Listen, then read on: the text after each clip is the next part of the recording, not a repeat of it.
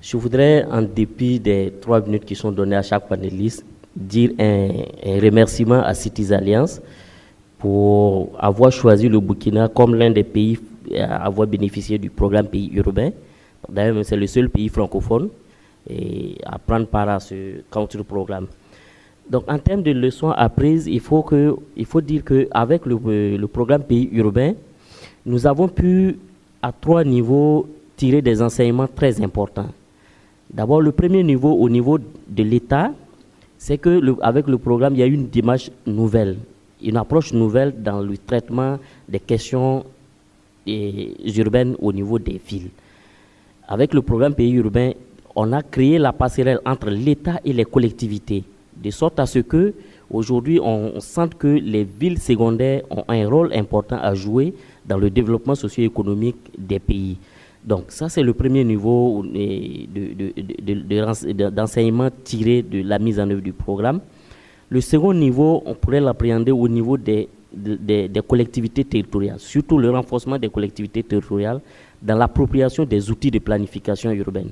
Le grand problème qu'on a au niveau de l'urbanisation des pays, c'est souvent l'absence ou la non-appropriation des outils de planification. Et les acteurs clés de la mise en œuvre des politiques publiques au niveau local, ce sont les élus locaux. Et nous avons amorcé la décentralisation depuis les années 1995. Et à partir de cette période, jusqu'à aujourd'hui, les villes sont dotées d'outils de planification qui sont souvent méconnus, qui ne sont pas souvent appropriés par les élus locaux.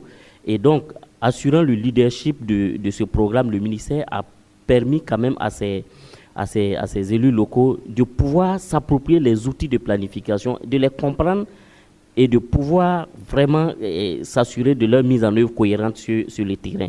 Donc ça, c'est le deuxième niveau.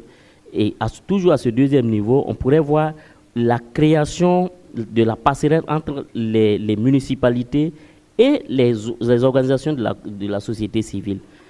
Pour une gouvernance municipale efficiente, nous avions pensé à l'époque que ce serait bien qu'il y ait cette passerelle. Et le programme a permis qu'on puisse créer ou même dynamiser des structures qui réunissent ces acteurs, les acteurs locaux, les organisations de la société civile qui débattent permanemment sur les questions urbaines au niveau local.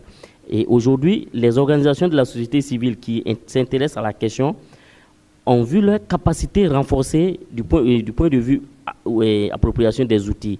Et c'est du reste, c'est ça qui a permis à ces acteurs de la société civile aujourd'hui de conduire un processus participatif avec le SDI et dans la planification des micro-projets dans les quartiers défavorisés.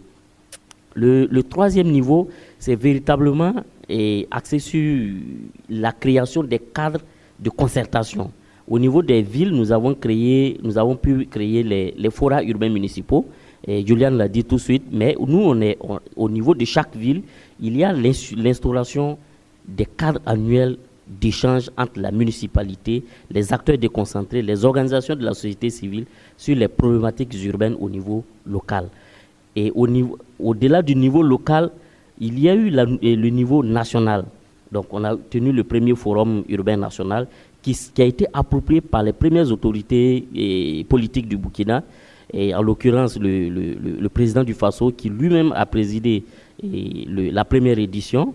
Et nous sommes en train de préparer la seconde édition qui est placée sous la présidence le ministre de l'Habitat et de l'Urbanisme ici présent, et a sollicité que ce soit le chef de l'État qui préside ça et qui mette ça à un niveau très élevé, de sorte à ce que les questions urbaines soient appropriées. Et c'est à l'occasion de ce programme Pays urbain que toutes ces actions ont pu être mises en place. Le dernier niveau que je pourrais dire encore, c'est la question de la planification participative. Et depuis hier, nous avons parlé de comment traiter la question de l'habitat spontané, comment prendre en compte les questions de bidonville. Et dans le cadre de ce programme, nous avons pu faire changer la mentalité au niveau des zones défavorisées dans les villes du Burkina. Dans les 4 villes du programme, que sont Dori, le maire, qui est représenté ici par le premier responsable, le maire, et la ville de Tenkodogo, la ville de Bobo-Dioulasso et la ville de Ouagadougou et de Dougou. Donc à ce niveau, nous avons pu créer une dynamique d'organisations communautaires, de sorte à ce que les populations arrivent à comprendre que la prise en charge des questions urbaines au niveau de leur quartier ne relève pas seulement de la responsabilité de l'État, ni des organisations de la société civile, ni des bailleurs de fonds, mais de leur responsabilité. Parce que le paradigme d'avant, c'est que les populations sont dans une zone, elles attendent qu'on vienne aménager, les déguerpissent et puis leur donner une trame d'accueil. Avec la pression foncière actuelle dans les centres urbains, ça devient assez difficile. Donc, il fallait travailler sur la mentalité des populations pour les amener à comprendre qu'il faut changer de paradigme. Et de plus en plus, les populations ont commencé à comprendre que l'approche du traitement des bidonvilles implique nécessairement les populations à la base. C'est du reste dans ce cadre que nous avons des représentants d'une zone où nous sommes en train d'expérimenter l'approche de planification participative et dans le cadre d'un programme en complément au PPUB, qui est un programme financé par l'Union européenne avec l'appui de ONU Habitat, et dans la ville de Ouagadougou, qui est un quartier qu'on appelle Bisguin, dont les représentants sont ici dans la salle. Donc, en attendant de revenir sur des points clés, je voudrais m'arrêter là. Et je vous remercie pour votre attention.